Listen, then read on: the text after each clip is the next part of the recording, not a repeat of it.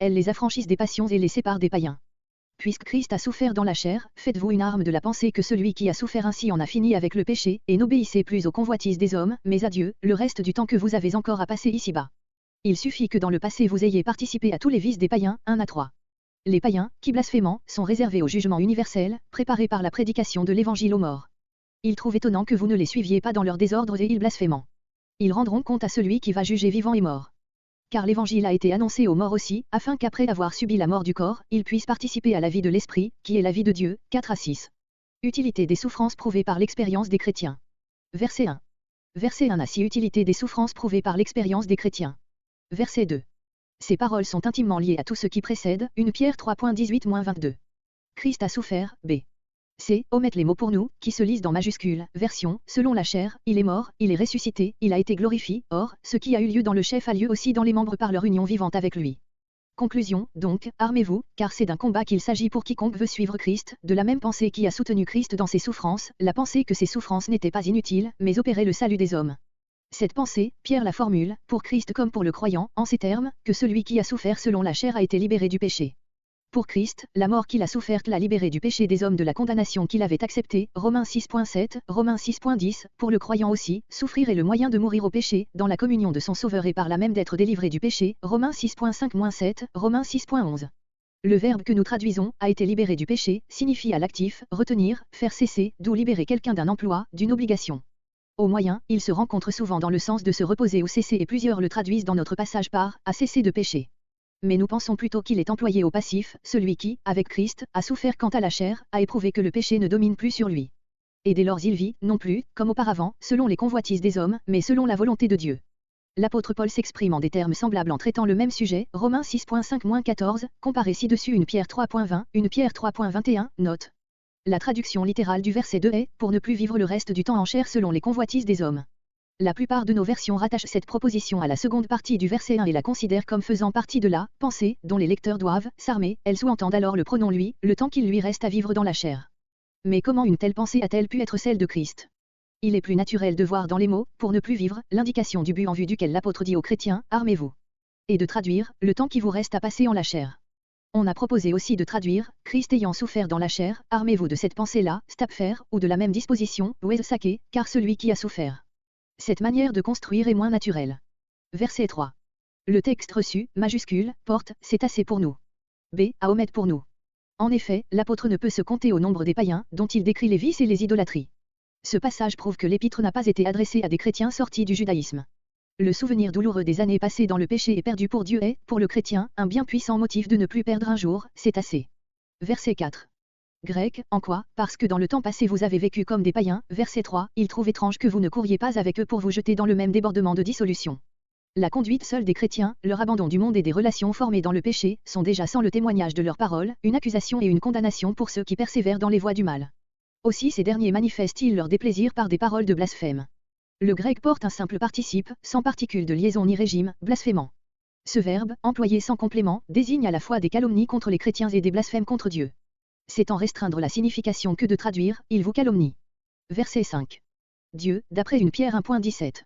S'en remettre au souverain juge, c'est agir selon l'exemple de Jésus, 1 Pierre 2.23. Les vivants et les morts sont tous les hommes sans exception, à quelque époque qu'il ait vécu. On ne doit pas prendre cette locution courante, acte 10.42, de Timothée 4.1, au sens figuré, comme désignant les chrétiens et leurs adversaires. Celui qui a devant les yeux le jugement de Dieu ne se met guère en peine de celui des hommes. Plus le monde nous est contraire, plus il augmente son jugement et diminue le nôtre. Abandonnons-le à Dieu, qui le va juger et préparons-nous nous-mêmes à son jugement, en profitant des persécutions par la patience. Craignons ce tribunal terrible que personne n'évitera. Quesnel. Verset 6.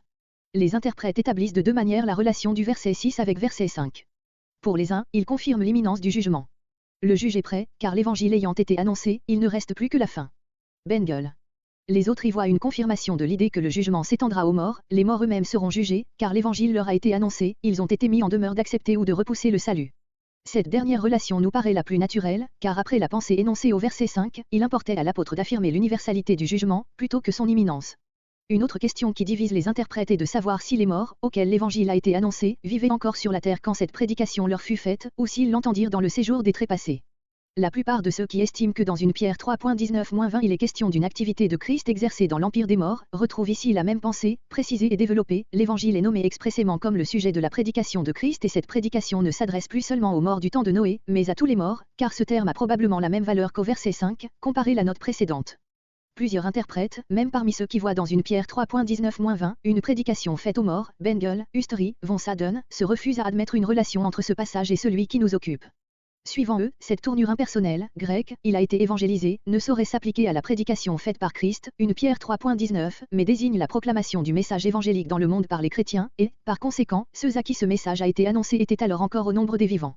On pourrait rendre la pensée de l'apôtre ainsi, l'évangile a été annoncé même à des gens qui, depuis qu'ils l'ont entendu, sont morts.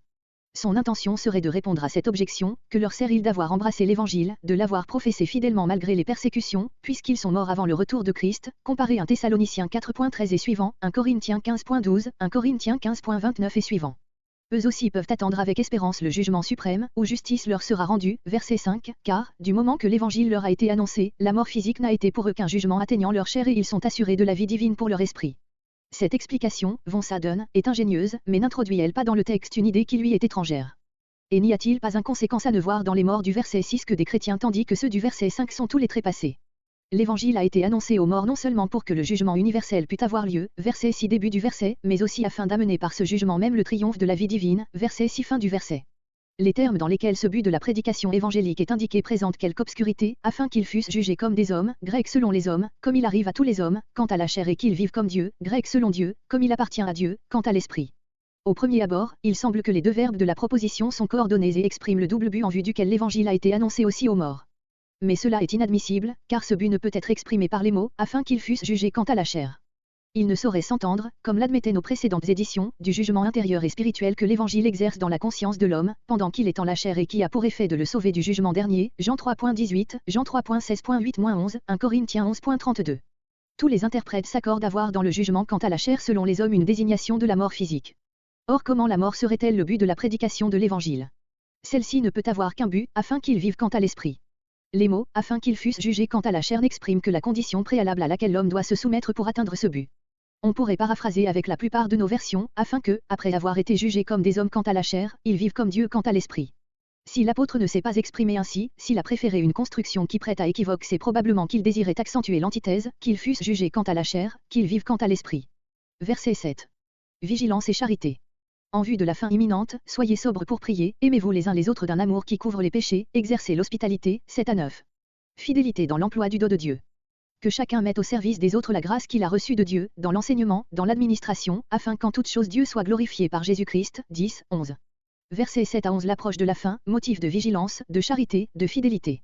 Être modéré, terme qui s'applique également au corps, à l'esprit et au cœur, être sobre, une Pierre 1.13, en vue des prières, voilà les saintes précautions que les chrétiens doivent observer pour n'être pas surpris par la journée prochaine du jugement, 1 Thessaloniciens 5.4-6, comparé Éphésiens 6.18. La fin de toute chose est proche.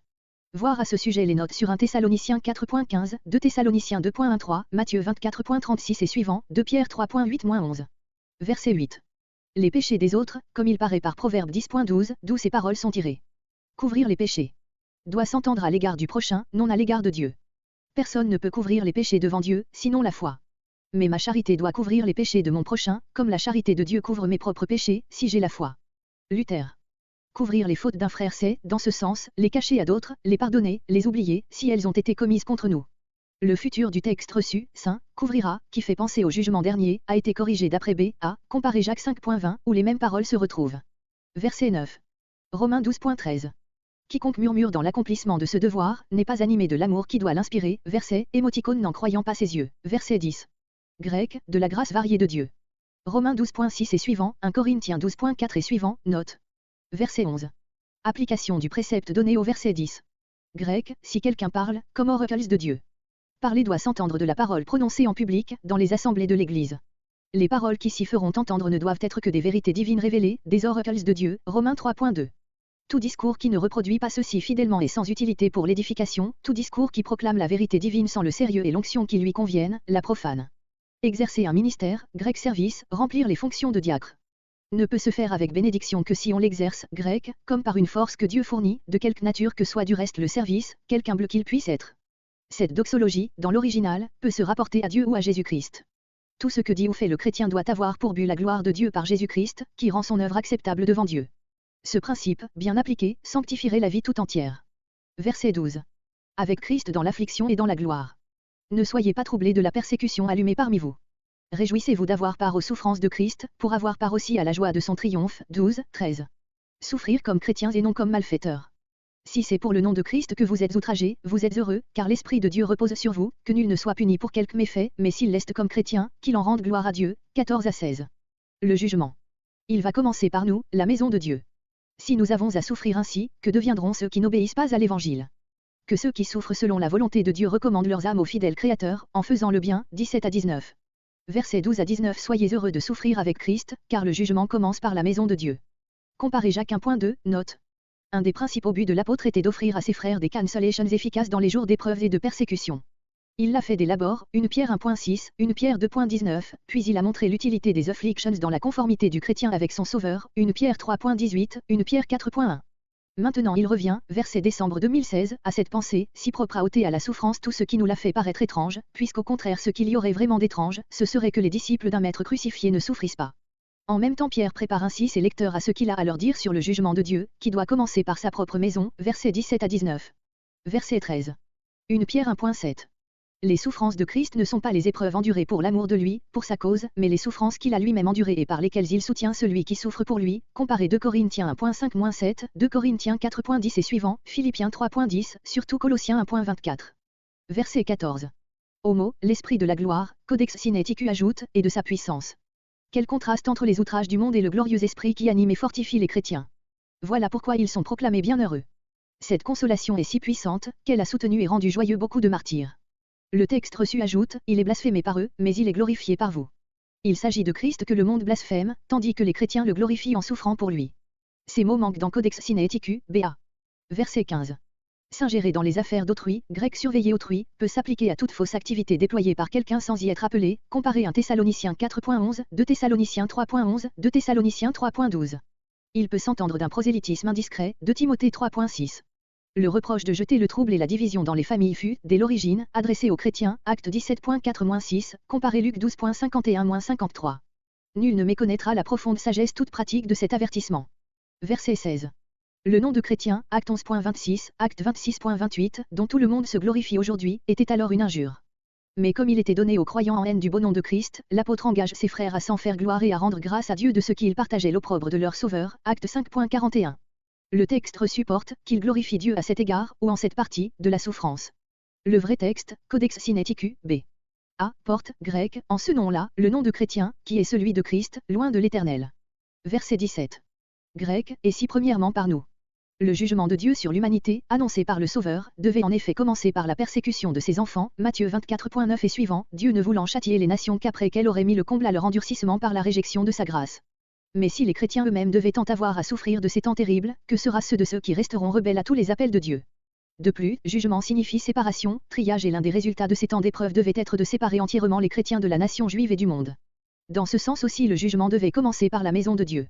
Verset 18. Grec, où paraîtra l'impie et le pécheur. Comparez Proverbe 11.31. Le juste c'est celui qui croit. Pourtant il a bien de la peine et du travail dans sa foi, car il faut qu'il traverse la fournaise, que fera donc celui qui ne croit pas? Luther. C'est un grand sujet de craindre que de ne craindre point, quand on voit les saints trembler à la vue des jugements de Dieu et en éprouver même la sévérité. Quesnel. Verset 19.